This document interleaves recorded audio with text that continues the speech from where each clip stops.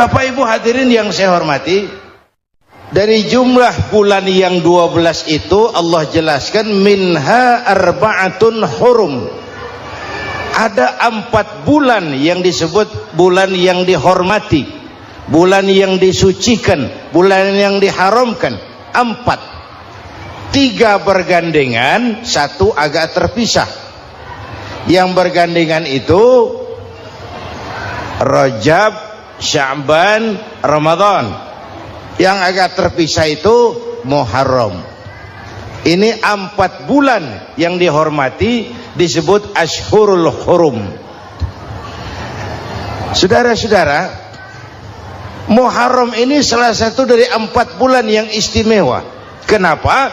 Banyak peristiwa besar yang terjadi di bulan Muharram.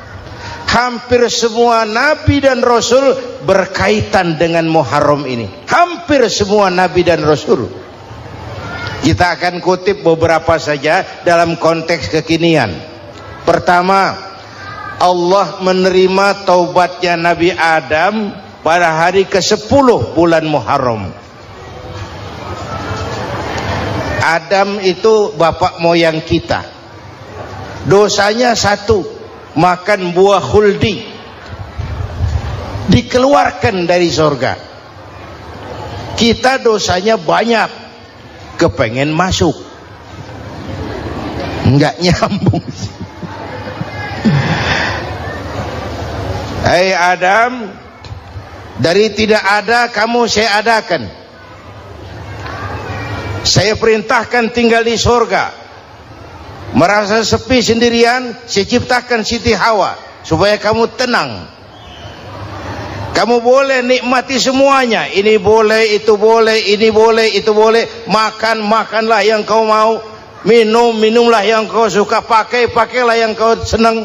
Satu yang saya minta, jangan dekati pohon khuldi. Itu kau tidak sanggup, keluar. Diusir dari surga. Sujud Nabi Adam. Kata riwayat 40 tahun sujud membaca Rabbana zalamna anfusana wa illam taghfir lana wa tarhamna lanakunanna minal. Itu namanya istighfarnya Nabi Adam. Istighfar itu kan mengucapkan astagfirullah, basmalah, membaca bismillah. Jangan kayak teman saya disuruh banyak-banyak baca istighfar, benar-benar dia baca istighfar, istighfar, istighfar. Bukan itu maksudnya. Nah, maka salah satu amalan yang sangat dianjurkan di bulan Muharram ini memperbanyak istighfar. Tidak ada orangnya yang tidak. Ayo jujur, ini yang kumpul di sini semua, ada nggak yang nggak punya dosa? Yang merasa nggak punya dosa, ayo ke depan. Ada? Tidak ada. Setiap kita, entah kecil entah besar, sengaja, terlupa, pasti mempunyai yang namanya khilaf dan salah. Dan Allah Tuhan kita bukan Tuhan pendendam. Allah Tuhan kita Tuhan yang ramah dan rahmah. Hei manusia, dosamu banyak, tapi ampunanku lebih banyak. Salahmu besar, rahmatku jauh lebih besar. Kau sujud di hadapanku, aku bangga melihatnya. Kau menangis di hadapanku, aku senyum melihatmu. Kau berjalan menujuku, aku berlari menyambutmu. Karena itu amalan yang sangat dianjurkan di bulan Muharram ini memperbanyak istighfar. Itu kalau istighfarnya Nabi Adam. Ada istighfarnya Nabi Yunus. Ibu kenal Nabi Yunus? Di mana kenalannya? So tahu. Nabi Yunus itu ketika berdakwah kepada kaumnya yang bandel, memberikan peringatan mau beriman akan turun azab. Kapan Yunus? Akan. Kenapa mesti akan? Sekarang aja kalau mau, saya tungguin. Kurang ajar betul ini umat. Akhirnya Nabi Nuh menghindar dengan perhitungan, kalau azab tidak turun saya sudah jauh. Meragukan janji Tuhan. Lalu naik kapal, dinaiki oleh Yunus, kapal mogok. Dicari siapa biang keroknya ini. Diundi, ternyata Yunus. Sampai 3 kali diundi. dibuanglah Yunus ke dasar laut, ditelan oleh ikan nun atas perintah Allah. Telan itu Yunus, jangan pakai dikunyah, rusak urusan. Telan saja, simpan di perutmu. Dibawa oleh ikan nun ke dasar lautan. Itu yang oleh Quran dikatakan bertemulah 3 macam kegelapan, zulumatun salas. Gelapnya tengah malam, gelapnya di dasar laut, gelapnya di dalam perut ikan. Itu namanya peteng, mbahnya gelap.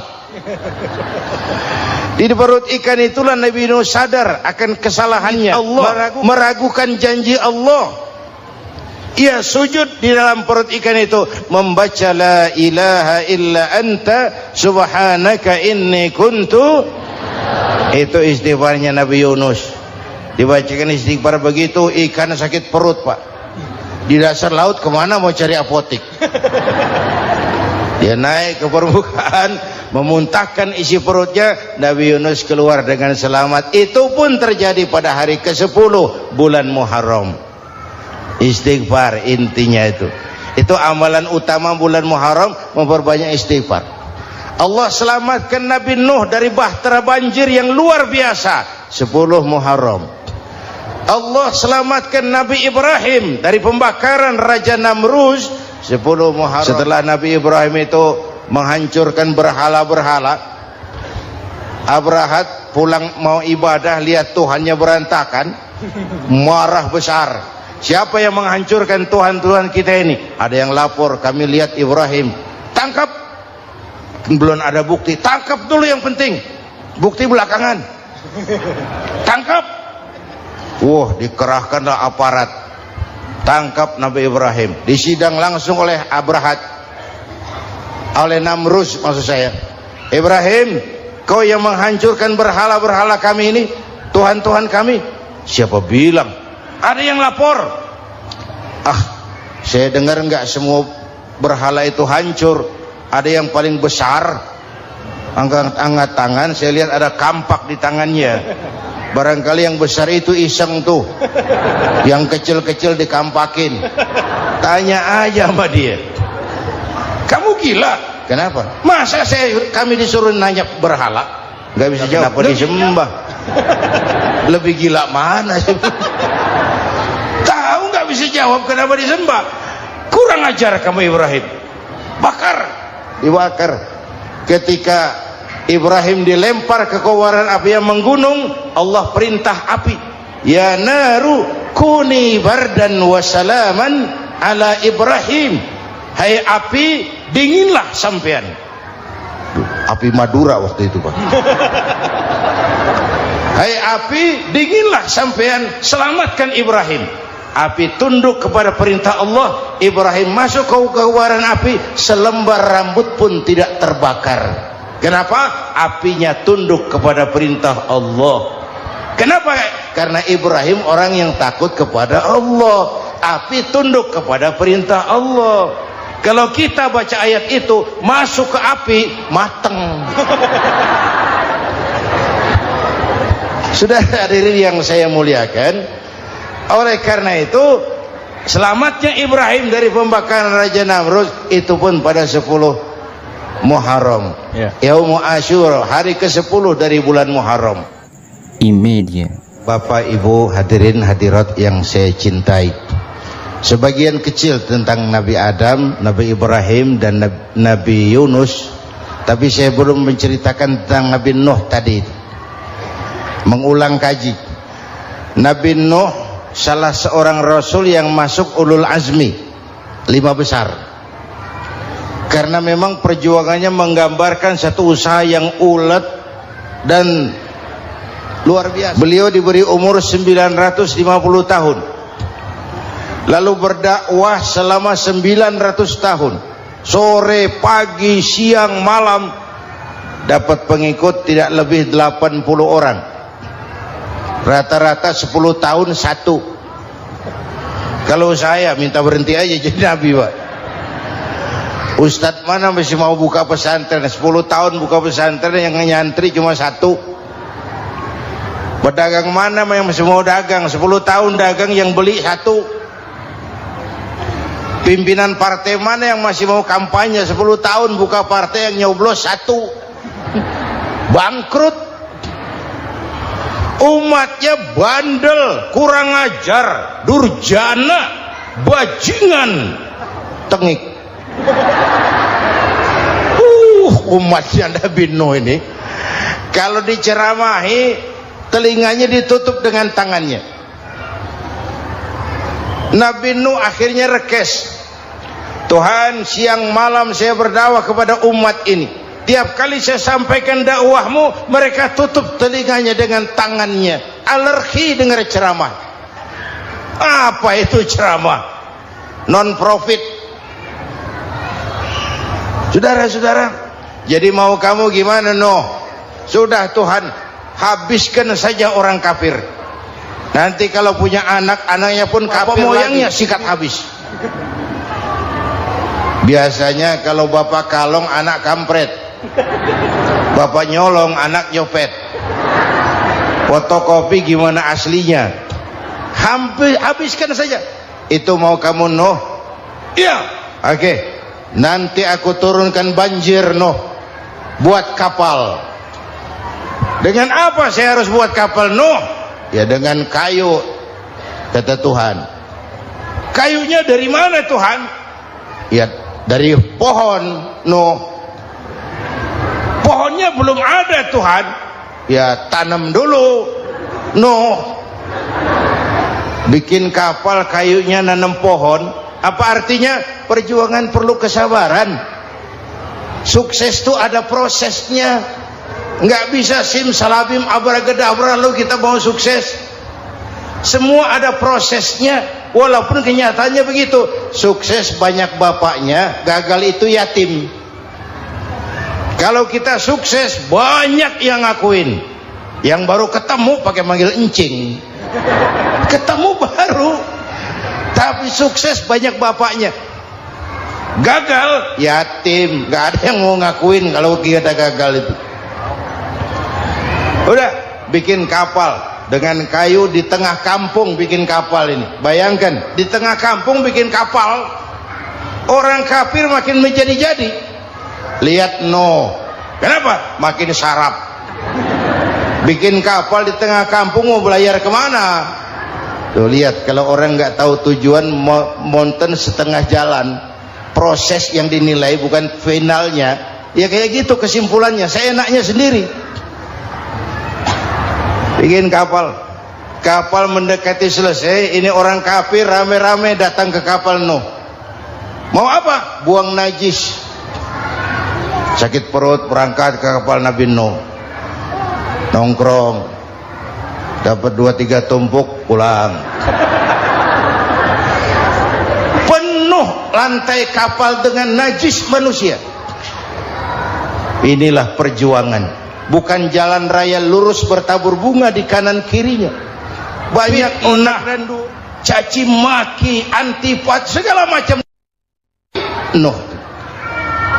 Ada orang tua dasar kafir, kurang ajar, sudah stroke berangkat juga ke kapal Nuh. Mau buang najis, pincang-pincang digotong orang. Selesai buang najis dia bangun mau pulang, pegangan tiang kapal terpeleset jatuh di atas tumpukan najis. Terjadi keajaiban, yang struknya sembuh, lumpuhnya hilang, berangkat digotong-gotong pulang, jalan gagah sekali. Tapi orang kampungnya heran, ente sudah sembuh? Sudah. Berobat di mana? Kok begitu paten? Di kapal Nuh. Masih banyak.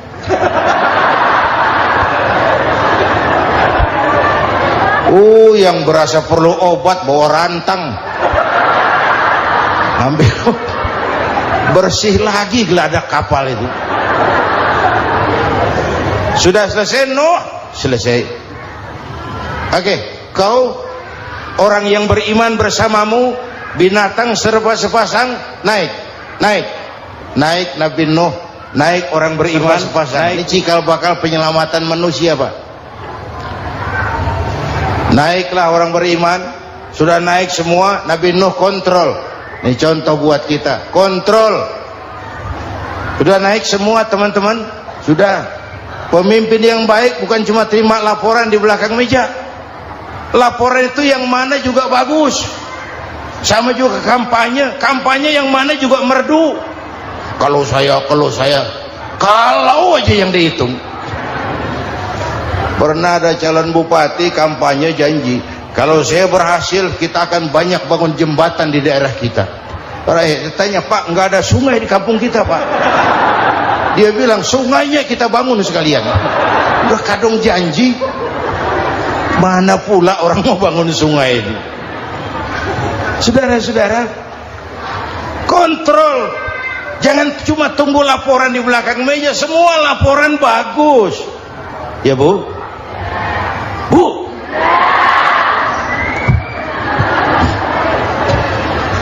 Nabi Nuh kontrol. Sudah naik semua? Sudah Nuh. Pulan bin Pulan naik. Naik Nuh. Paimin bin Tukijo. Naik. Kami lihat naik. Ada orang Jawa juga kayaknya. Ada. Sudah kontrol. Kanan anak saya ikut nggak naik kapal? Kami tidak lihat itu Nuh. Kanan. Ini potret. Bapaknya aktif ke masjid, ibunya rajin ke majelis taklim, anaknya keleleran kemana-mana. Bukan di sini, di Prancis. Udah di sini insya Allah sama.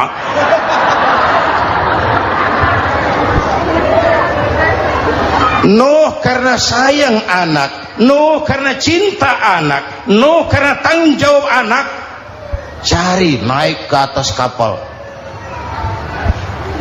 Lihat Kanaan, anak saya, nggak lihat Nuh. Turun ke ruang bawah, periksa lagi. Mang, ayah Kanaan di dia. Jamaah Tasik ini rupanya di dalam. Tuh ayah Mang. Ayah kemana ya budak ini? Turun ke bawah Kanaan tuh. Orang nano raketok. Rombongan Jawa Tengah. Naik ke atas buritan. Dari buritan kelihatan ternyata Kanaan tidak ikut naik kapal, kumpul di darat bersama orang kafir. Ini potret kita sekarang. Kumpul sama orang kafir, hanyut anak-anak kita, ditelan budayanya orang kafir, ditelan tradisinya orang kafir, ditelan pergaulannya orang kafir. Nuh karena sayang anak dari atas manggil. Dalam Quran dijelaskan itu. Karena Nabi Nuh di atas, Kanaan di bawah, teriak, ya bunayyar kam ma'ana. Begitu dalam Quran ayatnya. Cuma Bang ini pakai gaya memanggil supaya kelihatan kegambar, kira-kira Nuh manggilnya begitu. Ini namanya gaya dakwah, Pak. Kalau ceritanya datar nggak menarik. Maka Nuh memanggil Kanaan, ya bunayyar kam ma'ana. Kata yang dengar, ini gaya orang manggil, ya bunayyar kam ma'ana. Kanaan kesini nak, naik kapal sama papi.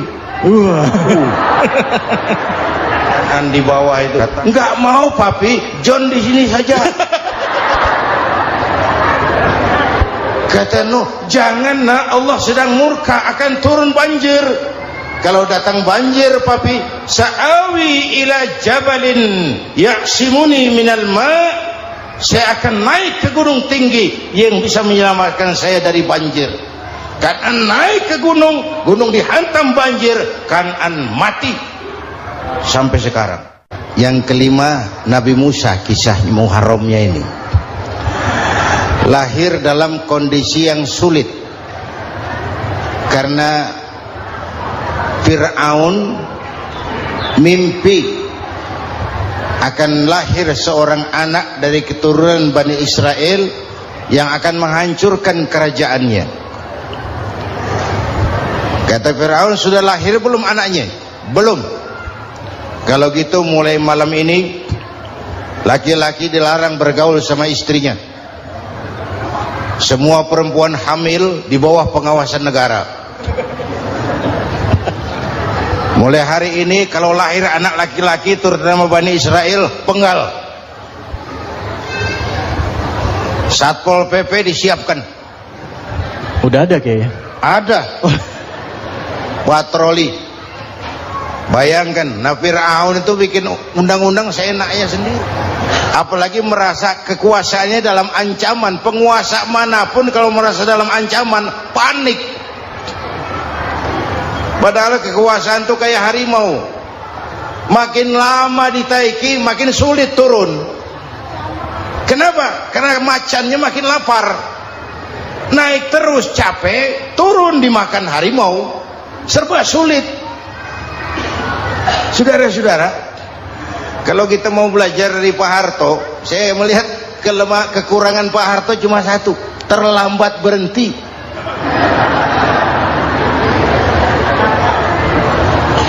Terlambat berhenti.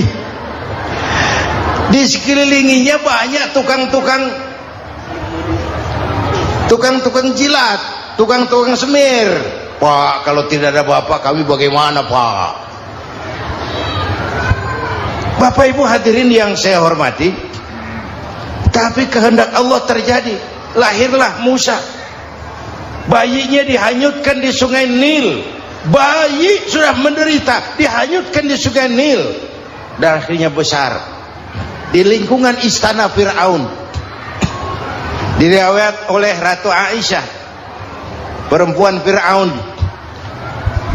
setelah mulai berjuang, terjadilah itu. Musa dan pengikutnya dikejar oleh Fir'aun. Sampai di tepi laut, Allah wahyukan Musa, lempar tongkatmu ke laut. Dalam kondisi darurat, mukjizat tiada jalan. Kondisi darurat. Kalau tidak, mukjizat itu maunya Allah, bukan maunya Nabi. Nabi nggak kuasa. Allah yang mau. Tapi hidup Nabi bukan mukjizat, manusiawi. Tidak mentang-mentang ada mukjizat tongkat, tiap sulit main tongkat, nggak usah berjuang kalau begitu. Itu darurat menyelamatkan umat. Tongkat dilempar ke laut, laut terbelah. Laut terbelah. Itu secara visualnya bisa kita lihat dalam film The Ten Commandments. Udah nonton belum? Urusan nonton kalah sama Ustadz bagaimana sih? Ten Commandments, 10 firman Tuhan. Tekniknya bagus loh. Bagaimana laut terbelah. Musa lewat, Fir'aun mengejar. Musa sampai di ujung sana, Fir'aun masih di sama tengah perjalanan. Laut nutup kembali. Laut menutup kembali, Fir'aun tenggelam. Cengap-cengap di lautan. Begitu nafas sampai di tenggorokan, Fir'aun sambil cengap-cengap itu, amantu bi Rabbi Musa wa Harun. Duh, kalau begini mah saya juga percaya sama Tuhannya Musa. Malaikat maut jengkel, goblok loh. Terlambat sekarang. Ditenggelamin terus. Modar. Musa selamat. Fir'aun mati. Jenazahnya, jasadnya terdampar di pinggir laut. Beberapa waktu kemudian ditemukan di balsam, diawetkan. Itu sesuai janji Quran. Wa kadzalika nunajjika bi badanika litakuna liman khalfaka ayah. Kami selamatkan badan kamu agar jadi pelajaran bagi orang-orang sesudah kamu nanti. Janji Quran tepat. Janji itu 14 abad yang lalu. Jasad Fir'aun ditemukan, dimumi, diawetkan, dibalsam di bawah nama Farao Ramses II. Sekarang tersimpan di Museum Negara di Mesir. Kapan-kapan nanti ibu main ke Mesir, mampir. Naik ojek paling berapa itu? Oh, orangnya tinggi, hidungnya mancung, pokoknya pantaslah jadi Fir'aun. Selamatnya Musa di kejaran Fir'aun di ujung sana itu terjadi pada hari ke-10 bulan Muharram, yang oleh orang Nasrani diperingati dengan hari raya Paskah. Mereka melaksanakan puasa, mensyukuri nikmat keselamatan dari kejaran Fir'aun. Makanya kalau kita ikut puasa di bulan Muharram bukan mengikuti syariatnya Nasrani, salah. Karena Nabi mengajarkan, itu sumbernya. Bukan ikutan sama ibadahnya Israel. Tapi memang agama ini kan merupakan mata rantai. Datang Rasul baru melengkapi Rasul sebelumnya, datang Rasul baru melengkapi Rasul sebelumnya. Mata rantai yang berkaitan. Setelah Muhammad selesai, selesailah tugas Nabi dan Rasul. Selesailah misi Nabi dan Rasul. Tidak ada Nabi lagi sesudah Nabi Muhammad. Itu harga mati, titik. Gak ada kompromi. Siapapun sekarang ini nggak datang ngaku jadi Nabi, wajib tidak percaya. Wajib tidak percaya. Tapi kaitannya memang kita bilang Nasrani, orang bahasa Arab, bahasa Ibraninya Nazaret, Nasiroh, Nazaret. Itu beda dialek. Kita Daud, dia David.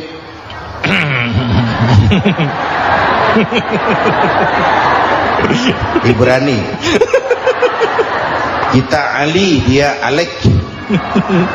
Kita Sulaiman, dia Solomon. Kita Camat, dia Comot. Ini yang ngomong ini comot sembarang. Media. Bapak dan Ibu jamaah yang saya cintai, pertanyaan pertama, hijrah qalbiyah. Ada hijrah badaniyah, hijrah fisik yang dilakukan Nabi dan sahabat dari Mekah ke Madinah. Itu hijrah badaniyah. Ada hijrah qalbiyah, hijrah hati. Dan ini yang kita perlukan sekarang. Karena refleksinya akan membias kepada alur kehidupan. Kalau hati kita mau berhijrah, fisik akan mengikuti. Hijrah dari tempat, dari malas ibadah menjadi rajin ibadah. Hijrah dari maksiat kepada yang ma'ruf, dari berpecah belah menjadi bersatu. Hijrah seperti itu yang sangat kita perlukan. Apalagi masyarakat ini paternalistik. Kita harus hijrah mental sekarang ini. Maka yang disampaikan tadi benar. Seorang ketua MK siap mengundurkan diri kalau terbukti anak buahnya terlibat suap. Itu walaupun siap, tapi sudah angin segar buat rakyat.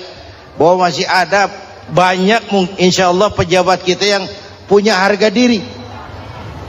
Walaupun ada juga pejabat kita yang muka tembok, kulit badak, kuping kebo.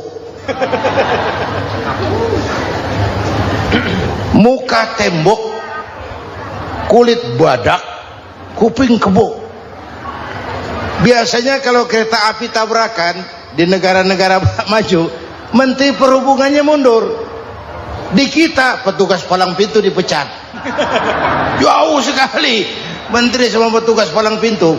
Benar diadili yang krocok-krocok, kopral-kopral itu. Padahal hadisnya jelas, ar-rashi wal murtashi finnar. Yang nyuap dan yang nerima suap dua-duanya neraka. Kasus potret belakangan ini, yang nerima suap, yang diuber, yang nyuap aman, yang nyuap aman, yang korupsi pajak dikecil-kecilin, yang ngemplang pajak aman. Padahal ngemplang pajaknya triliunan. Padahal dia sudah dikasih fasilitas oleh negara mengelola sumber daya alam negara yang artinya milik rakyat. Dia harus bayar pajak, uang pajaknya dikumpulkan bagi sebesar-besar kemakmuran rakyat. Itu tindakan merugikan rakyat.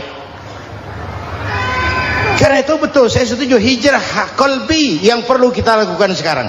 Hijrah hati.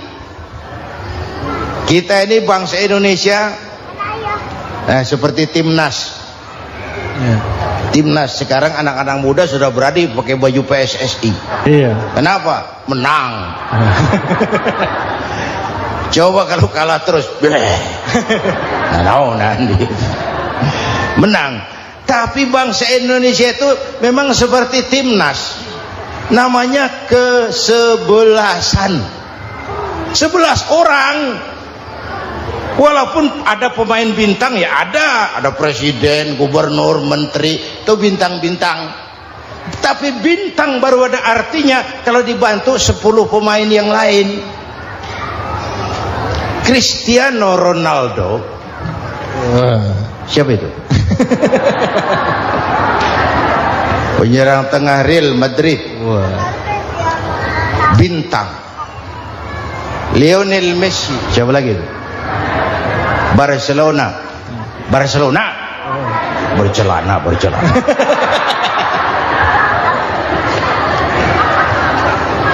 Michael Rooney, bintang Manchester United.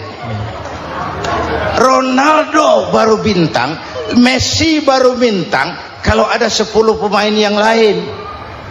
Bagaimanapun hebatnya Cristiano Ronaldo, kalau sendirian lawan satu kesebelasan, babak belur. Itulah kita, bangsa Indonesia. Kita satu kesebelasan, harus saling memperkuat. Ada bangsa kita ini yang jadi jaksa, ada yang jadi hakim, ada yang jadi polisi. Itu posisi penyerang tengah, kiri luar, kanan dalam, back, striker, kiper, posisi. Tapi sadar kita satu kesebelasan, Bung. Jangan bikin gol ke gawang sendiri. Kalau punya bola bagus, operan dong sama temannya. Yang bisa menciptakan gol, operan.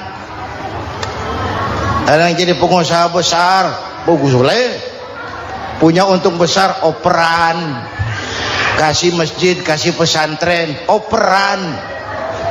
Ini kesebelasan kita kalau punya bola, pelitnya setengah mati, Pak. Nggak mau ngoper. Bawa sendiri, mending bikin gol. Enggak. Kita ini satu kesebelasan, satu sama lain harus saling memperkuat. Bahwa ada penyerang tengah kiri, itu si posisi. Tapi kalau memang peluang memungkinkan, ayo dong operan. Saya iri sama kesebelasan Nasrani di Indonesia. Mereka kalau punya bola, operannya cakep. Gereja cepat selesai, rumah sakit Kristen cepat selesai. Kenapa? Operannya bagus.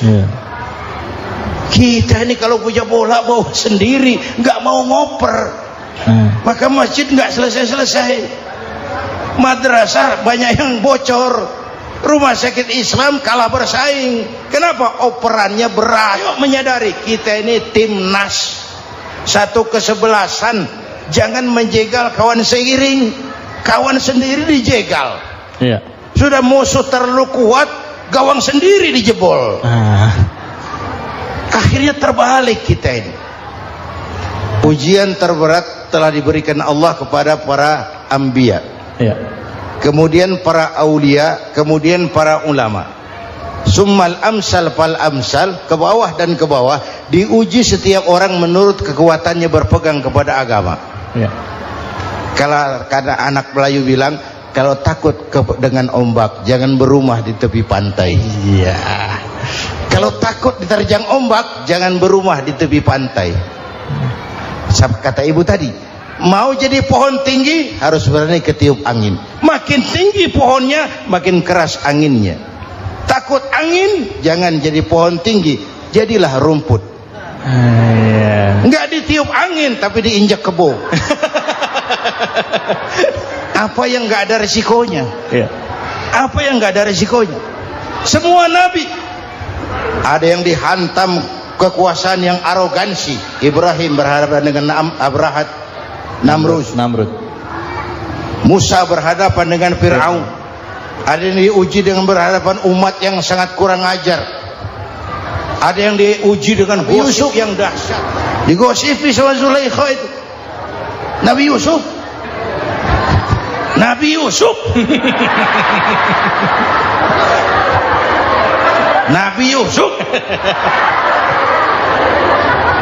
Yang namanya gosip itu kan menyebarkan keburukan orang. Kalau benar saja hukumnya ghibah. Kalau salah hukumnya fitnah. Fitnah lebih bahaya dari pembunuhan. Benarnya ghibah, salahnya fitnah. Saudara hadirin yang saya hormati, jadi resiko itu biasa. Tidak ada yang tanpa resiko. Kalau takut ombak, jangan berumah di tepi pantai. Tinggal bagaimana kita menyikapinya. Kalau kita dewasa, ini bagian ibadah saya kurang, mungkin karena dia omongin orang, tambah pahala saya. Mungkin karena dia omongin orang, tambah pahala saya. Maka saya ngadapi gosip sepatah pun saya nggak ngomong. Saya cicing wae cicing. Saya percaya masyarakat tuh punya filter. Amin. Saya percaya Tuhan tuh nggak tidur.